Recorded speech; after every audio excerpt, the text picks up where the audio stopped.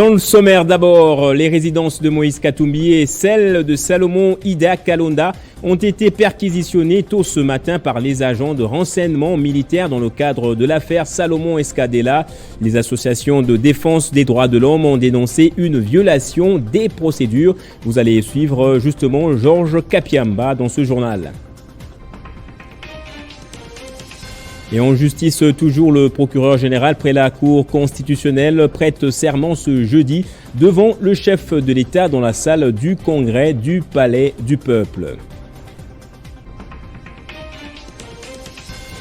Et on va se rendre dans le Nord Kivu. Les opérateurs économiques disent ne tirer aucun profit de l'adhésion de la RDC à l'EAC. Pour la FEC, par exemple, tout ce qui avait été annoncé ne profite en rien jusque-là à tous les opérateurs économiques. Bonjour à tous et bienvenue dans ce journal. C'est avant-midi qu'ont eu lieu ces perquisitions dans les différentes résidences de Katumbi et de son bras droit. Les agents de renseignement militaire cherchaient des preuves dans le cadre de l'affaire Salomon Escadella. Le parti de Moïse Katumbi a tout de suite réagi. Rien n'a été trouvé dans les différentes maisons. Francis Kalombo a réagi dans une vidéo amateur que je propose de suivre. Je viens de la résidence du président Moïse Katumbi, qui vient d'être perquisitionné par les services de renseignement. Là, je suis encore en route vers la résidence de M. Salomon Escadella, ici à Kinshasa, dans le quartier Ma Campagne, où le service de renseignement est en déplacement pour aller encore perquisitionner cette autre résidence. En tout cas, ils sont sortis les mains vides, ils n'ont rien trouvé, ils ont fouillé de fond en comble les chambres, les valises, les tiroirs, les armoires, les casseroles, ainsi de suite, les lits, les coussins, tout a été fouillé, et les fauteuils, le meuble, tout a été renversé, tout a été fouillé, et ils sont partis les mains vides. Je crois que l'honnêteté nous pousse à dire effectivement qu'ils n'ont rien trouvé. Mais bon, vous savez, ils font leur travail quand ils arrivent sur le lieu. Dès qu'il y a une petite infraction, il est tout à fait logique qu'il puisse y avoir peut-être des interpellations, mais qu'à cela ne tienne, nous leur laissons faire leur travail et nous avons fait le nôtre. On n'a pas peur. Je crois qu'on n'a rien à cacher puisqu'on n'a commis aucun acte. Je crois que Ensemble pour la République ainsi que tous nos militants doivent rester sereins. Nous travaillons pour l'intérêt général. Et je le disais aussi dans le sommaire, les organisations de défense des droits de l'homme ont-elles dénoncé ces perquisitions menées en absence des propriétaires des maisons et ou de leurs mandataires spéciaux? Pour l'ACAJ, par exemple, il s'agit d'une procédure irrégulière. Georges Kapiamba a répondu ici aux questions de Jean-David Kilolo. Nous ne condamnons pas la décision de perquisition. Un magistrat ont de par la loi le pouvoir d'ordonner une perquisition. Ce que nous analysons, c'est la procédure. Et dans le cas d'espèce, nous avons appris, j'ai vérifié, on nous a dit que le mandat de perquisition a été accordé par l'officier du ministère public militaire. Là, il n'y a pas de problème. Mais le problème se situe maintenant au niveau de la conduite. La loi, la disposition que j'ai évoquée, impose à ce qu'elle puisse se faire en présence du propriétaire ou des occupants de la résidence qu'on voudrait perquisitionner. À tous les moins, s'il n'est pas présent et qu'il y a d'autres personnes, des personnes qui sont là doivent être considérées comme ces mandataires qui doivent participer parce que ils doivent observer la manière qu'est-ce qu'on perquisitionne, qu'est-ce qu'on fouille, qu'est-ce qu'on retrouve. Mais ce n'est pas ce qui a été fait, que ce soit à la résidence de Moïse Katumbi à Kinshasa, que ce soit à celle de Kalonda, Idi Kalonda à Lubumbashi. D'autant plus que il y a leurs avocats qui m'ont appelé pour me dire qu'ils étaient là sur place, ils se sont présentés pour dire ils venaient pour participer étant donné que leurs clients ne sont pas là en tant que mandataires spéciaux, mais on leur a refusé d'accéder. Ça, c'est une entorse grave. Lorsqu'on construit un état de droit, on doit veiller à ces détails.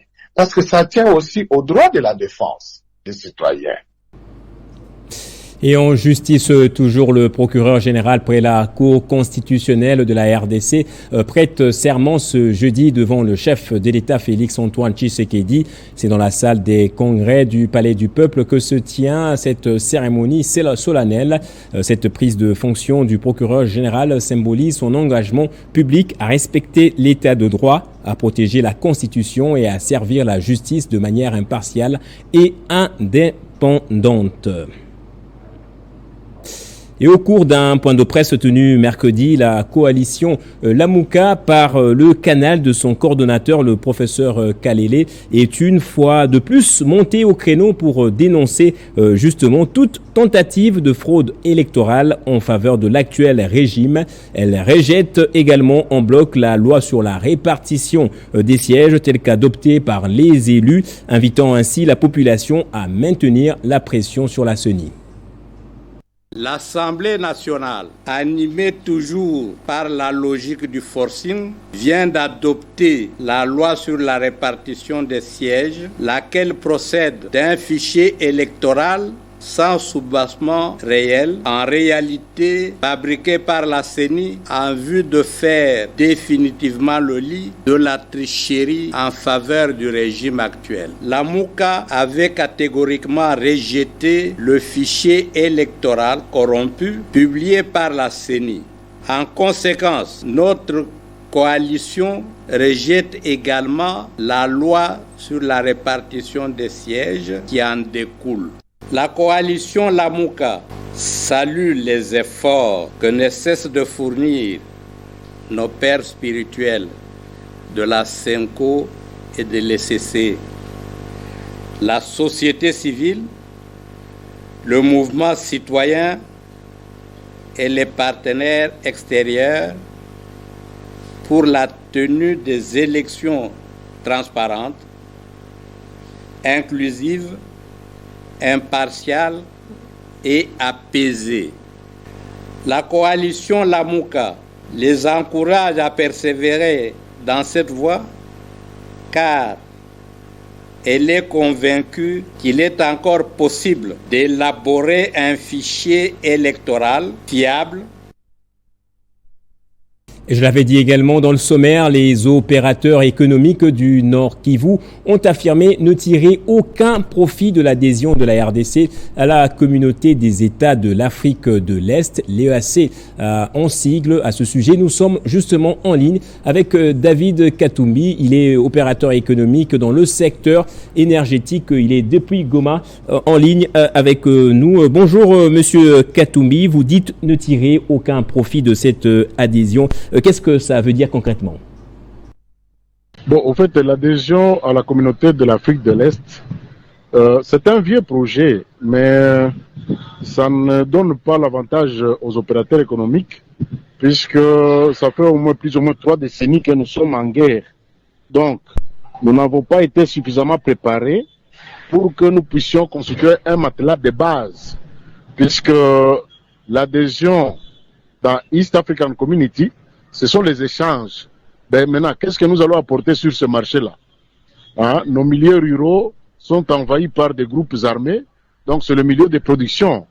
Donc comme on ne produit pas, nous risquons d'être seulement de bouche à nourrir pour les autres, puisqu'ils sont en paix, ils produisent chez eux, et ils amènent leurs marchandises, donc ils sont en train d'étendre leur marché ici chez nous.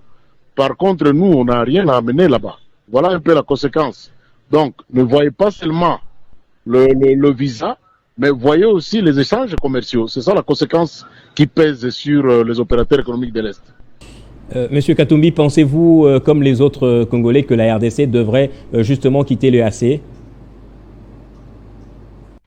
Par moment, c'est par motion. Les gens, une émotion, les gens peuvent quitter pour dire que voilà, parce que, bon, entre guillemets, les guerres ne viennent que de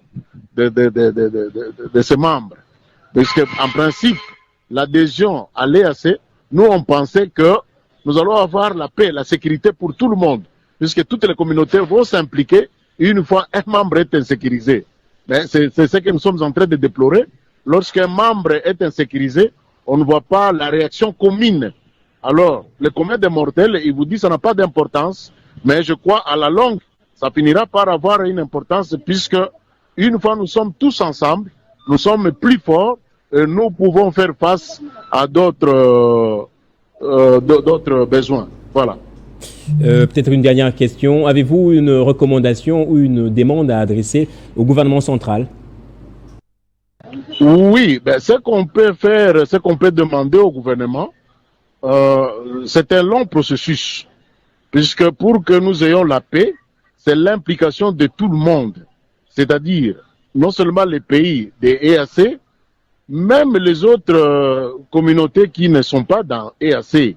Puisque avoir les potentialités qui sont les nôtres, donc ici à l'Est plus précisément, il n'y a pas que les membres donc, de l'EAC qui peuvent nous créer des ennuis, mais ce sont les autres. C'est-à-dire il faut créer la paix pour que nous soyons tous bénéficiaires. Le Congo, c'est un réservoir qui peut servir tout le monde, mais donnez-nous la paix. Et une fois nous avons la paix, l'État va créer des infrastructures de routes, et à ce moment-là, ça va être profitable à tout le monde, non seulement aux membres de l'EAC, mais à toute la communauté. Voilà un peu ma façon de raisonner. Merci beaucoup, Monsieur Katumbi, d'avoir répondu à toutes nos questions. Dans la province de l'Ituri, la province entre justement dans sa phase décisive du retour de la paix. Pour preuve, 4 groupes, notamment la Codeco, la FPIC, la FRPI ainsi que MAPI, ont tous à l'unanimité présenté leur protocole d'accord pour la cessation des hostilités au gouverneur militaire de l'Ituri. Ces groupes rebelles avaient pris part à des dialogues en province. C'était lors d'une cérémonie officielle organisée à l'esplanade du gouvernorat. Cessez pour ceux qui s'y sont livrés toute hostilité et toute violence de le respect des instruments juridiques nationaux et internationaux.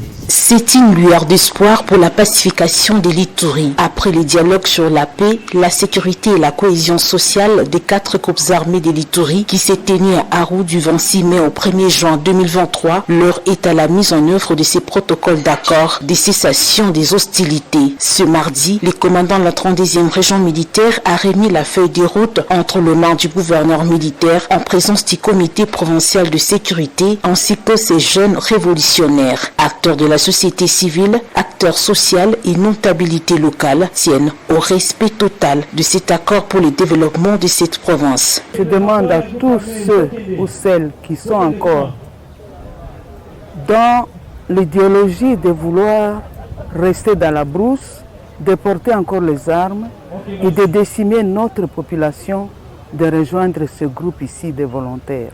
L'ère de la guerre est révolue. Nous ne croyons pas que par la guerre, on peut résoudre un problème en Ituri. Nous sommes convaincus que s'il y a cette bonne volonté de toutes les parties prenantes, on peut obtenir la paix que nous recherchons. Soyez respecté de tout ce que vous avez fait comme recommandation. Pour sa part, le gouverneur militaire de l'Ituri, le lieutenant-général Luboyaka Chamadjoni, a tenu à féliciter l'engagement pris par ses artisans de la paix avant de les inviter à ne pas céder à toute manipulation d'où qu'elle vienne. Chers jeunes, n'ayez pas peur. Je vous encourage à aller de l'avant. Ne suivez pas ces diables-là ou ceux-là qui veulent jouer au petit diable. Ne les suivez pas. Arrêtons avec ces images de femmes violées, ces images des enfants tués, ces images des enfants décapités. Arrêtons avec ça. Au regard de plusieurs initiatives de paix initiées par l'administration militaire depuis son avènement, la paix est permise dans cette partie du pays riche en potentialités. Le Conseil national de la jeunesse CNJ a lancé hier la campagne patriotique dénommée Jeunesse, Paix, Sécurité et Cohésion nationale en RDC. Campagne qui vise à sensibiliser la jeunesse congolaise sur l'amour de la patrie. L'activité a été présidée par le président intérimaire du CNJ, Nathanaël Atibou. Le tribalisme ronge tous les secteurs de la vie en RDC. Dans les institutions publiques, les affinités tribales prennent de l'ascension, pareil dans les milieux académiques et dans les domaines d'embauche au sein des entreprises étatiques.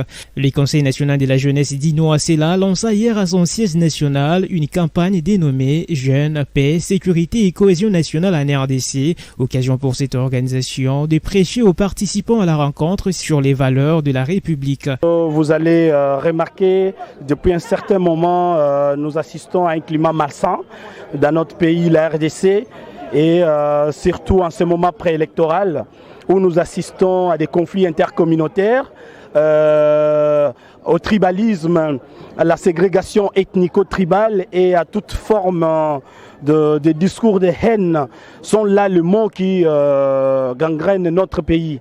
Voilà pourquoi nous avons invité aujourd'hui la jeunesse congolaise à l'éveil patriotique, à la vigilance, afin de combattre toute forme de manipulation, surtout en ce moment où notre pays est attaqué officiellement par le Rwanda sous couvert du M23. Par ailleurs, CNJ a à cette occasion rassuré les pouvoirs publics, notamment le chef de l'État, Félix Tshisekedi, de son implication active et son relâche pour combattre contre les ennemis de l'intérieur et extérieur de la RDC. Le CNJ invite la jeunesse à la vigilance, à collaborer avec le service de sécurité afin de dénoncer toutes sortes de manipulations, toutes sortes d'infiltrations et haine tribale. Et on va parler technologie à présent dans ce journal. C'est une première dans la maison mère Meta. L'application et réseau social WhatsApp va lancer des chaînes afin de tester une nouvelle fonctionnalité pouvant permettre la communication publique entre des nombreux abonnés et les organisations à travers le monde. Nathan Diamoueté nous en dit plus. WhatsApp va se doter des chaînes qui vont permettre à des organisations de communiquer publiquement avec un grand nombre d'abonnés, une évolution notable pour la messagerie jusqu'à présent réputée pour la protection de la confidentialité des conversations de ses utilisateurs. Cette nouvelle fonctionnalité va d'abord être testée à Singapour et en Colombie avant d'être déployée dans d'autres pays. Les utilisateurs pourront trouver les chaînes qui les intéressent dans un angle à part, baptisé Actu, séparé des discussions avec leurs contacts et groupes. Ces nouveaux services devraient permettre aux groupes californiens de relancer la messagerie ultra populaire dans certaines régions du monde, notamment en Afrique et en Amérique latine, mais beaucoup moins aux États-Unis notamment. Meta envisage par ailleurs de proposer de chiffrer les chaînes de bout en bout dans certains cas pour des associations à but non lucratif ou des santé par exemple. Ce type de chiffrage garantit que le message ne puisse être lu que par l'émetteur et les destinataires au regret des autorités de nombreux pays. WhatsApp, racheté par Facebook en 2014, a construit sa réputation sur ses fonctionnements comme Signal et Telegram de messagerie rivale. Et le pape François a été opéré en urgence mercredi d'une hernie abdominale et devra rester alité pendant plusieurs jours. Les problèmes de santé du souverain pontife se multiplient ces derniers temps, le contraignant parfois à alléger son agenda. Au lendemain de cette intervention chirurgicale, le Vatican informe que le pontife a passé une très bonne nuit.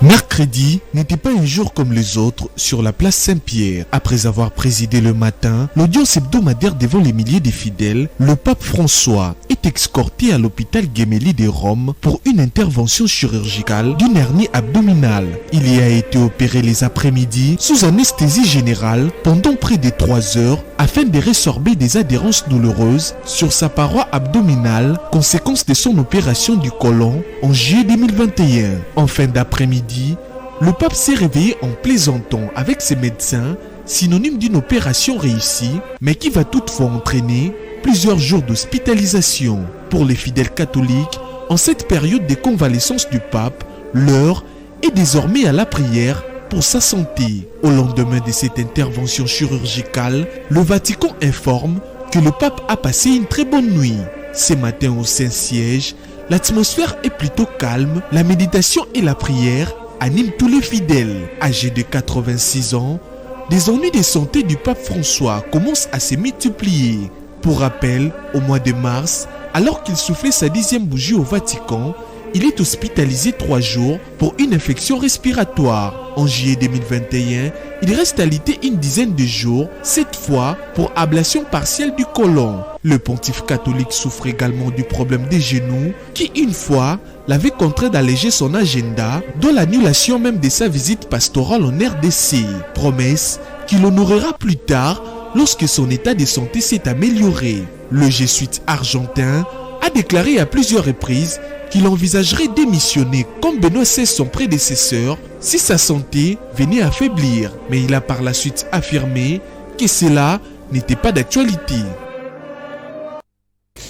Et en sport, avant de prendre la revue de la presse, quid de la prise en charge des léopards mondialistes et ceux qui ont gagné les CAN 68 et 74? C'est la question à laquelle va répondre le ministre des Sports et Loisirs, François Kaboulo Mwana Kaboulo, au cours de la plénière de ce jeudi au Sénat. La question orale avec débat lui a été adressée la semaine passée par le sénateur Denis Kambaye. Où en sommes-nous avec la matérialisation du projet de construction du stade Ndaye Moulamba? Quelle est la politique sectorielle mise en place pour la prise en charge effective des vaillants léopards 68-74? Leur prime de trophée 68 et 74, à quand le débit réel de travaux de construction de la route Kalamba, Mbouji, Kananga? Est-il confirmé devant cette auguste plénière si cette route sera à terre battue ou bitumée? Votre Excellence a éclairé l'auguste plénière sur l'état des lieux et les perspectives d'avenir du projet volontariste agricole de Lubondaï. Place au rappel des titres à présent. Les résidences de Moïse Katumbi et celles de Salomon Ida Kalonda ont été perquisitionnées tôt ce matin par les agents de renseignement militaire dans le cadre de l'affaire Salomon Escadella. Les associations de défense des droits de l'homme ont dénoncé une violation des procédures.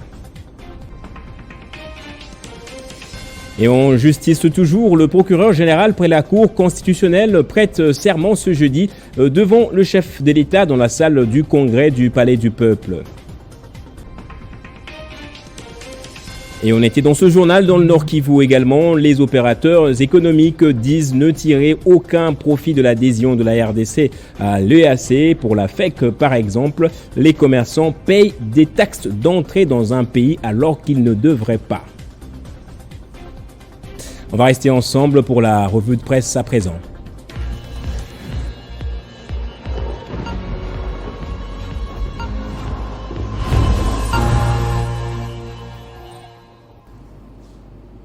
Et comme tous les jeudis, c'est Moïse Chamala qui va nous lire les journaux. Moïse est déjà là. Bonjour Moïse et bienvenue à vous. Bonjour Gaëtan Kouba-Bouranzi. Merci et bonjour à tous ceux qui nous suivent de partout en RDC. Fin de la mission de la MONUSCO en RDC, Jean-Pierre Lacroix craint pour l'avenir. Effectivement Gaëtan, ces sujets avaient causé plusieurs morts l'année dernière, mais enfin la MONUSCO confirme son retrait mais progressif. Commençons avec cette une du quotidien L'Avenir qui titre « Devons se retirer progressivement, la MONUSCO craint pour l'avenir ». Eh bien Gaëtan, même si les autorités congolaises rassurent quant à la montée en puissance des FARDC pour sécuriser les pays et protéger la population. Les discours de Jean-Pierre Lacroix, secrétaire adjoint général des Nations Unies aux opérations de paix, laissent entrevoir un doute quant à la capacité réelle de l'armée congolaise de s'assumer, raison pour laquelle il promet un soutien accru au renforcement des capacités de l'État congolais, notamment au renforcement des FARDC et de la police. Il a aussi pris note et tiendra compte dans la préparation de son rapport du soutien au processus DDR et PDDRCS qui est lié au processus de Nairobi et sans mettre de côté l'appui politique, logistique que l'ONU apporte d'un journal à un autre. Gaëtan, les quotidiens Forum des As, lui, met plutôt l'emphase sur les retraits de force de la MONUSCO. Il dit à sa une, Jean-Pierre Lacroix pour un retrait graduel et responsable de la MONUSCO. Eh bien, le patron des opérations de paix de l'ONU a annoncé que l'ONU étudie comment retirer sa force de maintien de paix en RDC le plus rapidement possible, mais derrière graduel et responsable. Gaëtan, des dizaines de personnes avaient été tuées l'année dernière dans des manifestations hostiles à la force des maintiens de la paix,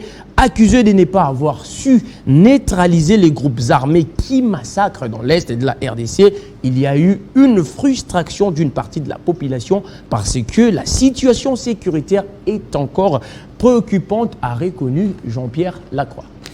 Processus électoral en RDC, le CNSA opte pour le dialogue. Effectivement, Gaëtan, ces sujets est comme un boom aux yeux des Congolais. Voilà la une du quotidien, les journaux qui titre Processus électoral, les CNSA roulent pour les dialogue. C'était à l'issue de sa session ordinaire hebdomadaire du 6 juin 2023. Les conseils nationaux des suivis de l'accord du processus électoral CNSA a invité les présidents de la République Félix Tshisekedi à procéder à des consultations nationales avec les acteurs politiques congolais pour consolider la paix et l'unité, la cohésion nationale sous la direction de Joseph Olenga-Nkoyi. Les CNSA a, au cours de cette rencontre, analysé plusieurs questions relatives à la gestion du pays. Il s'agit entre autres de l'intolérance politique, la multiplication des discours haineux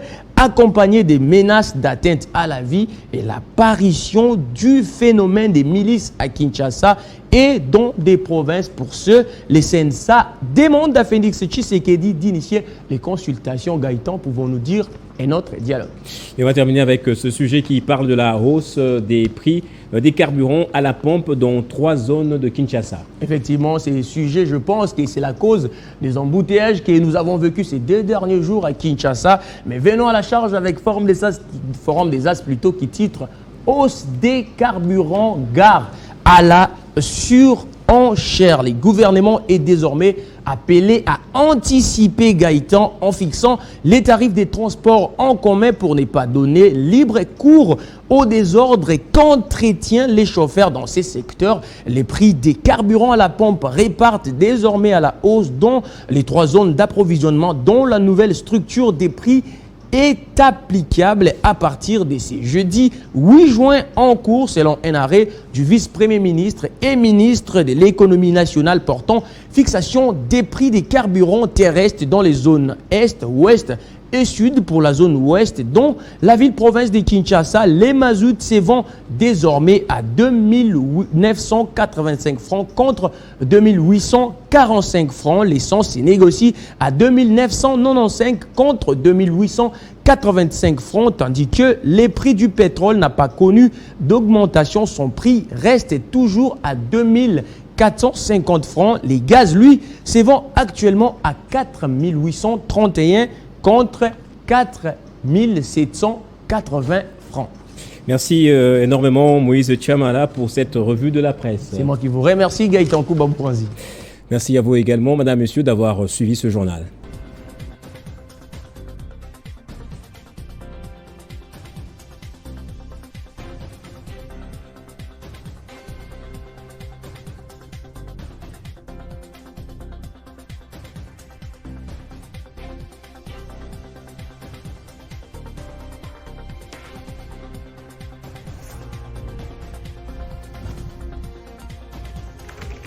L'actualité reste en continu.